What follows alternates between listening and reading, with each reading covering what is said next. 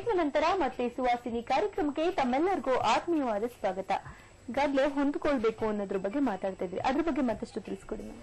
ಮೊದಲನೇದ್ ನಾನು ಹೇಳ್ದಂಗೆ ಗುರಿ, ಹೊಸ ಒಂದು ಗುರಿ ಅಥವಾ ಉದ್ದೇಶನ ರೂಪಿಸ್ಕೊಳ್ಬೇಕು.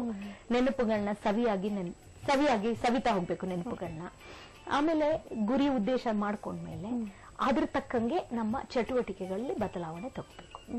ಒಂದು ಮಹಿಳೆ ಇಷ್ಟು ವರ್ಷದಿಂದ ಕೆಲಸಕ್ಕೆ ಹೋಗಿಲ್ಲದೆ ಇರಬಹುದು, ಗೃಹಿಣಿಯಾಗಿರ್ಬೋದು, ಯಾಕೆಂದ್ರೆ ಜವಾಬ್ದಾರಿಗಳಿಂದ. ಈಗ ಕೆಲಸ ಹೋಗ್ಬೇಕು ಅನ್ನೋ ಆಸೆ ಇದ್ರೆ ಇವಾಗ ಹೋಗ್ಬೋದು. She can take up A new job.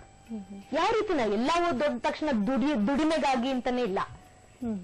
ಇವಾಗ ಯಾರು ನನ್ನ ಕೆಲಸ ಕೊಡ್ತಾರೆ, ಯಾರು ಸಂಬಳ ಕೊಡ್ತಾರೆ ಅನ್ನೋದಕ್ಕಿಂತ ದುಡಿಮೆ ಅವಶ್ಯಕತೆ ಇದ್ರೆ ಅದನ್ನೇ ಮಾಡ್ಬೋದು. ಬಟ್ ಅದೆಲ್ಲದಕ್ಕಿಂತ ಮೀರಿತಿಂದ ಒಂದು ಉದ್ದೇಶ ಬರುತ್ತೆ, ಒಂದು ಫುಲ್ಫಿಲ್ಮೆಂಟ್. ನಾನು ಯೂಸ್ಲೆಸ್ ಅನ್ನೋದ್ರ ಬದಲು ಐ ಯೂಸ್ಫುಲ್ ಅನ್ನೋ ಭಾವನೆ ಬರಬೇಕು. ಸೊ ಅದಕ್ಕಾಗಿ ಒಂದು ಹೊಸ ಕೆಲಸ ಇರ್ಬೋದು, ಅಥವಾ ಒಂದು ಕೆಲಸ ಮಾಡೋ ಮಹಿಳೆ ಆಗಿದ್ರೆ ಒಂದೇ ಜಾಬ್ ನಲ್ಲಿ ಇರ್ತಾರೆ. ಯಾಕೆಂದ್ರೆ ಇದು ನನಗೆ ಬ್ಯಾಂಕ್ ಅಲ್ಲಿ ಕೆಲಸ ಮಾಡಿದ್ರೆ ನನಗೆ ಟೈಮಿಂಗ್ಸ್, ಹಾಲಿಡೇ ಸೂಟ್ ಆಗುತ್ತೆ, ಸ್ಕೂಲ್ ಅಲ್ಲಿ ಕೆಲಸ ಮಾಡ್ತಿದ್ರೆ ನನ್ನ ಮಕ್ಕಳಿಗೆ ಆಗತ್ತೆ. ಸೊ ಬೇರೆ ಕೆಲಸ ಮಾಡಕ್ ಆಸೆ ಇದ್ರು ಈ ಮನೆಯವರ ಉದ್ದೇಶಕ್ಕಾಗಿ ಕೆಲವು ಕೆಲಸನೇ ಮಾಡ್ತಾ ಇರ್ತಾರೆ. ಹೌದು, this is a time they can change. ಕೆಲಸ ಚೇಂಜ್ ಮಾಡ್ಬೋದು. ಬರೀ ಪಾರ್ಟ್ ಟೈಮ್ ಮಾಡ್ತಾ ಇದ್ದವರು ಇವಾಗ ಫುಲ್ ಟೈಮ್ ಮಾಡ್ಬೋದು, ಮಾಡ್ದೇನೆ ಇರೋರು ಶುರು ಮಾಡ್ಬೋದು, ಒಂದು ಬಿಸ್ನೆಸ್ ಶುರು ಮಾಡ್ಬೋದು. ಈ ಮಾಡಕ್ ಹಲವಾರು ಇರುತ್ತೆ. ಹೌದು. ಸೊ ಈ ತರ ಒಂದು ಹೊಸನ ರೂಪಿಸ್ಕೊಳ್ಬೇಕು. ಅವಾಗ ಏನಾಗುತ್ತೆ, ಖಾಲಿ ತುಂಬ್ತಾ ಹೋಗುತ್ತೆ. ಬೆಳಗ್ಗೆಯಿಂದ ರಾತ್ರಿವರೆಗೂ ಖಾಲಿ ಇದ್ರೆ ತಾನೇ ತಲೆ ಕೆಡುತ್ತೆ. ಹೌದು. ಸೊ ಅದನ್ನ ತುಂಬಿಸ್ಕೊಳ್ತಾ ಹೋಗ್ಬೇಕು. ಮುಂಚೆ ಈ ರೀತಿ ಬ್ಯುಸಿ ಆಗಿರ್ತಿದ್ದೆ, ಈಗ ಯಾವ ರೀತಿ ಬ್ಯುಸಿ ಆಗಿರಬಹುದು ನಾನು. ಸೊ ಇವಾಗೆಲ್ಲರೂ ಹೊರಗಡೆ ಹೋಗ್ತೀನಿ, ಒಂದು ಕೆಲಸ ಅಥವಾ ಒಂದು ಬಿಸ್ನೆಸ್ ಅಥವಾ ಏನೋ ಒಂದು ಸೇರ್ಕೊಂಡ ತಕ್ಷಣ, ಆ ಟೈಮ್ ಬಂದ ತಕ್ಷಣ ಆ ಕೆಲಸ ಎಲ್ಲ ಆಟೋಮೆಟಿಕ್ ಆಗಿ ಡಿಸಿಪ್ಲಿನ್ ಆಗಿ ಆಗಕ್ಕೆ ಶುರು ಆಗತ್ತೆ.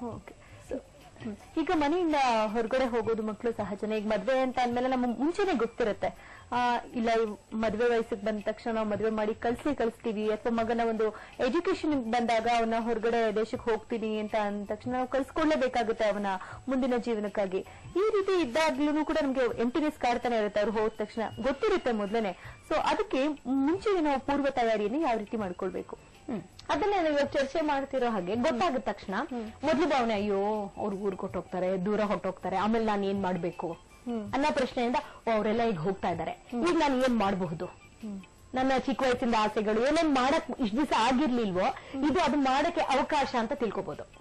ಬೇಸರ ಮಾಡೋದ್ರ ಬದಲು ಈಗ ನನ್ಗೊಂದು ಅವಕಾಶ ಸಿಗ್ತಾ ಇದೆ, ಆ ಜವಾಬ್ದಾರಿ ಬಿಟ್ಟು ಈಗ ಬೇರೆ ಜವಾಬ್ದಾರಿನ ನಿಭಾಯಿಸಬಹುದು, ಅಥವಾ ಬೇರೆ ನನ್ನ ಹವ್ಯಾಸಗಳನ್ನ ಬೆಳೆಸ್ಕೋಬಹುದು, ಕೆಲ್ಸಕ್ಕೆ ಹೋಗ್ಬೋದು, ಇಲ್ಲ ಹವ್ಯಾಸಗಳನ್ನ ಬೆಳೆಸ್ಕೋಬಹುದು. ಏನೋ ಮಾಡಕ್ ಟೈಮ್ ಆಗ್ತಾ ಇರಲ್ಲ, ಏನೋ ಒಂದು ಕ್ಲಾಸ್ಗೆ ಹೋಗ್ಬೇಕು, ಯೋಗ ಕ್ಲಾಸೋ, ಮ್ಯೂಸಿಕ್ ಕ್ಲಾಸೋ, ಪೇಂಟಿಂಗೋ, ಡ್ರಾಯಿಂಗೋ, ಕ್ರಾಫ್ಟ್ ಏನೋ ಮಾಡಕ್ ಆಸೆ ಇರುತ್ತೆ. ಅದು ಇಷ್ಟು ದಿವಸ ಟೈಮ್ ಆಗಿರಲಿಲ್ಲ, ಈಗ ಅದು ಟೈಮ್ ಇದೆ. ಯಾರಿಗೋಸ್ಕರ ಅಲ್ಲ, ನನಗೋಸ್ಕರ. ಹೌದು. ಹಾಗೆ ಹವ್ಯಾಸಗಳನ್ನ ಬೆಳೆಸ್ಕೊಳ್ಳೋದು, ಆಮೇಲೆ ಏನಾದ್ರೂ ಹೋಗಿ ಕಲಿಯೋದು, ಏನಾದ್ರೂ ಒಂದು ಟ್ರೈನಿಂಗ್ ಅಟೆಂಡ್ ಮಾಡ್ಬೋದು. ಸಡನ್ ಆಗಿ ಕೆಲ್ಸಕ್ಕೆ ಹೋಗ್ಬೇಕು ಅಂದ್ರೆ ಸ್ಕಿಲ್ ಇಲ್ಲದೆ ಇರ್ಬೋದು, ಅವಾಗ ವೊಕೇಶನಲ್ ಟ್ರೈನಿಂಗ್ ಪ್ರೋಗ್ರಾಮ್ಸ್ ಅಂತ ಇರುತ್ತೆ, ಅಲ್ಲಿ ಹೋಗಿ ಏನಾದ್ರೂ ಒಂದು ಹೊಸದಾಗಿ ಕಲಿಯೋದು. ಎಷ್ಟೋ ಜನಕ್ಕೆ ನನ್ಗೊಬ್ರು ಬರ್ತಾ ಇದ್ರು, ಅವ್ರಿಗೆ ಇಂಗ್ಲಿಷ್ ಕಲಿಬೇಕು ಅಂತ ತುಂಬಾ ಆಸೆ ಇತ್ತು. ಅದೇ ಒಂದು ಲೋ ಫೀಲಿಂಗ್, ನನ್ನ ಮಕ್ಕಳೆಲ್ಲ ಇಂಗ್ಲಿಷ್ ಮಾತಾಡ್ತಾರೆ, ನನಗ್ ಮಾತಾಡಕ್ ಆಗಲ್ಲ ಅಂತ. ಸೊ ಈ ಸ್ಟೇಜ್ ನಲ್ಲಿ ಅವ್ರು ಹೋಗಿ ಇಂಗ್ಲಿಷ್ ಕ್ಲಾಸ್ ಸೇರ್ಕೊಂಡು ಇಂಗ್ಲಿಷ್ ಕಲಿಯಕ್ ಶುರು ಮಾಡಿದ್ರು. ಇದರ ಏನೇ ಇರ್ಬೋದು, ಒಂದು ಹೊಸ ಭಾಷೆನ ಕಲಿಯೋದು, ಹವ್ಯಾಸನ ಕಲಿಯೋದು, ಇಲ್ಲ ನನಗಿದೆಲ್ಲ ಬೇಡ, ನನ್ಗೆ ಏನಾದ್ರೂ ನನ್ಗೆ ಯಾವಾಗ್ಲೂ ಮಕ್ಳ ಜೊತೆ ಇರಕ್ ಇಷ್ಟ ಅಂತ ಇದ್ರೆ ಹೋಗಿ ಒಂದು ಅನಾಥಾಶ್ರಮದಲ್ಲಿ ಕೆಲಸ ಮಾಡ್ಬೋದು ವಾಲಂಟಿಯರ್ ಆಗಿ. ಮಾಡ್ಬೇಕು ಅಂದ್ರೆ ಹಲವಾರು ದಾರಿ ಇದೆ. ನಾವು ಇಲ್ಲಿ ಶಿಫ್ಟ್ ಆಗೋದ್ರ ಬದಲು ಅದನ್ನ ಅವಕಾಶ ಅಂತ ತಿಳ್ಕೊಂಡು, ಇದು ನೋವು ಅನ್ನೋದ್ರ ಬದಲು ಸಂತೋಷ. ಇಷ್ಟು ದಿವಸ ನಾನು ಒಂದು ರೀತಿ ಬದುಕನ್ನ ನಡೆಸ್ದೆ, ಈಗ ಇನ್ನೂ ಒಂದು ರೀತಿ ಹೊಸ ರೀತಿ ಬದುಕಿಸ್ಬೋದು ಅಂತ ಯೋಚನೆ ಮಾಡ್ಬೋದು. ಆಮೇಲೆ ಏನಾಗುತ್ತೆ, ಎಷ್ಟೋ ಮನೆಗಳಲ್ಲಿ ಮದ್ವೆ ಆಗಿ ತಕ್ಷಣ ಮಕ್ಕಳಾಗಿ ಆ ಜವಾಬ್ದಾರಿಯಿಂದ ಗಂಡ ಹೆಂಡತಿಗೆ ಎಲ್ಲೋ ಟೂರ್ ಹೋಗ್ಬೇಕು ಅಂದ್ರೆ ಆಗಿರಲ್ಲ, ಆಸೆಗಳೆಲ್ಲ ಅಲ್ಲೇ ಮರ್ತು ಬಿಟ್ಟಿರ್ತಾರೆ. ಈಗ ಗಂಡ ಹೆಂಡತಿ ಅವರು ಇಬ್ರು ಸಂಬಂಧಗಳನ್ನ ಇನ್ನಷ್ಟು ಗಟ್ಟಿ ಮಾಡ್ಕೋಬಹುದು. ಈಗ ಒಬ್ರಿಗೊಬ್ರಿಗಿರ್ತಾರೆ, ಸೊ ಅವ್ರು ಏನಾದ್ರೂ ಹೊರಗಡೆ ಸುತ್ತಾಡ್ಬೇಕಾ, ಟ್ರಾವೆಲ್ ಮಾಡ್ಬೇಕಾ, ಸುಮಾರು ಜನ ಆತರ ಮಾಡ್ತಾರೆ. ಅವಕಾಶ ಅಂತ ತಿಳ್ಕೊಂಡು ಇವಾಗ ನಮಗ್ ಟೈಮ್ ಇದೆಯಪ್ಪ, ನಾವು ಒಂದ್ ಸ್ವಲ್ಪ ಸುತ್ತಾಡೋಣ, ಏನೇ ಇರ್ಬೋದು, ಒಂದು ಹಾಲಿಡೇ ಆಗಿ ಹೋಗ್ಬೋದು, ಅಥವಾ ತೀರ್ಥಯಾತ್ರೆಗೆ ಹೋಗಕ್ ಆಸೆ ಇರ್ಬೋದು, ಯಾವ್ದೇ ಆಗಿರ್ಬೋದು. ಸೊ ಆ ಸಂಬಂಧಗಳನ್ನ ಇದು ನಾವು ಹೇಳ್ತೀವಿ ಏನೋ ಅವಾಗ ಮ್ಯಾರೇಜ್ ನ ರಿನ್ಯೂ ಮಾಡ್ಬೇಕು ಅಂತ. ಆಗ ಸಂಬಂಧ ಗಟ್ಟಿ ಆಗತ್ತೆ. ಅದಕ್ಕೆ ಹೊಸತನ ತರಬೇಕು. ಇಲ್ಲಾಂದ್ರೆ ಏನೋ ಅದೇ ಮುಖ ಅದೇ ನೋಡ್ಕೊಂಡು ಬೋರ್ ಹೊಡಿಯುತ್ತೆ ಅನ್ನೋದ್ರ ಬದಲು ಅಲ್ಲಿ ಹೊಸತನ ತಗೊಂಡು ಬರ್ಬೋದು. ಸೊ ಈ ರೀತಿ ಕೂಡ ನಾವು ಬ್ಯುಸಿ ಆಗಿರ್ಬೋದು. ಅವಾಗ ಆ ಎಂಟಿನೆಸ್ ಕಾಡಲ್ಲ, ಶೂನ್ಯತೆ ಕಾಡೋದು ಕಮ್ಮಿ ಆಗತ್ತೆ. ಹೇಗೆ ಭರ್ತಿ ಮಾಡ್ಬೇಕು ಅಂತ ನೋಡ್ಕೋಬೇಕು. ಆಮೇಲೆ ಇನ್ನು ಈ ಟೈಮಲ್ಲಿ ಫ್ರೆಂಡ್ಸ್ ಜೊತೆ ಎಲ್ಲ ಟೈಮ್ ಸ್ಪೆಂಡ್ ಮಾಡಕ್ ಮುಂಚೆ ಟೈಮ್ ಆಗಿರಲ್ಲ. ಅವ್ರಿಗೂ ಪರ್ಪಸ್ ಈಗ ಏಜ್ನವ್ರು ಇರ್ತಾರೆ, ಅವ್ರದೇ ಒಂದು ಗ್ರೂಪ್ ಮಾಡ್ಕೋಬಹುದು.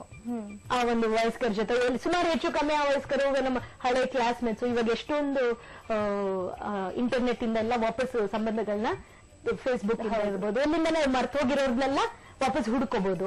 ಸೊ ಈ ತರ ಟೈಮ್ ಸ್ಪೆಂಡ್ ಮಾಡೋದು, ಹುಡ್ಕೊಳ್ಳೋದು, ಅವ್ರಗಳ ಜೊತೆ ಹೆಚ್ಚು ಸಮಯ ಕಳಿಬಹುದು. ಸೊ ನನಗೆ ಏನೇನು ಮಾಡ್ಬೇಕು ಅಂತ ಆಸೆ ಇರುತ್ತೋ, ಮಾಡಕ್ ಹಲವಾರು ಕಾರಣದಿಂದ ಆಗಿರಲ್ವೋ ಅದನ್ನೆಲ್ಲ ಈಗ ನಾನು ಮಾಡ್ಲಿಕ್ಕೆ ಪ್ರಯತ್ನ ಮಾಡ್ಬೋದು. ಅವಾಗ ಶೂನ್ಯತೆ ಇರಲ್ಲ.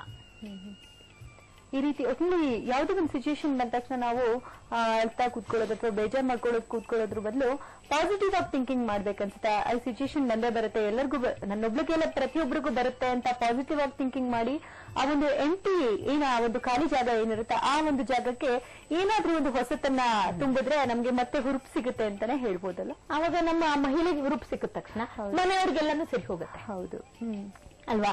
ಸೊ ಹೊಸದು ಖಾಲಿ ಆಗಿರುತ್ತೆ ಅಷ್ಟೇ, ಎಂಟಿನೆಸ್ ಅನ್ನ ಖಾಲಿ ಜಾಗನ ಬೇರೆ ರೀತಿಲಿ ತುಂಬೋದು. ಅದೇ ರೀತಿನೇ ಅಲ್ಲ, ಯಾವ್ಯಾವ ರೀತಿನಲ್ಲಿ ತುಂಬೋದು. ಯಾಕಂದ್ರೆ ಆ ಜಾಗ ಇದ್ದೇ ಇರುತ್ತೆ. ತಾಯಿತನ ಅನ್ನೋದು ಯಾವತ್ತು ಪರ್ಮನೆಂಟ್, ಅದೆಲ್ಲೂ ಹೋಗಲ್ಲ. ಸೊ ಆದ್ರೆ ಈ ತರ ಎಲ್ಲ ಹೊಸದಾಗಿ ಕಲ್ತ್ಕೊಂಡು ಆ ಜಾಗನ ಅವಾಗ ಏನಾಗುತ್ತೆ, ಐ ಆಮ್ ಯೂಸ್ಫುಲ್ ಅನ್ನೋ ಭಾವನೆ ಬರುತ್ತೆ. ಯೂಸ್ಲೆಸ್ ಶೂನ್ಯತೆ ಹೋಗಿ ಅಲ್ಲಿ ಪೂರ್ಣಕ್ಕೆ ಸಾಧ್ಯ ಆಗುತ್ತೆ. ಪೂರ್ಣ ಭಾವನೆ ಬಂದ ತಕ್ಷಣ ಎಲ್ಲ ಪ್ರಪಂಚ ಕಾಣುತ್ತೆ, ಅಪೂರ್ತಿ ಇರುತ್ತೆ. ಅಲ್ಲಿ ನಾನು ಆಗಿಲ್ಲ, ಚನು ಚನಿಲ್ಲ ಅನ್ನೋ ಭಾವನೆ ಬರುತ್ತೆ.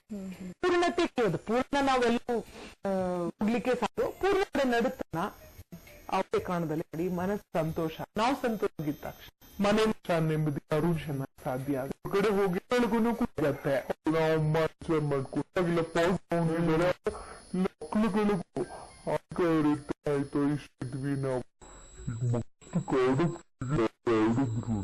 ಖುಷಿ ಮಕ್ಕಳಿಗೂ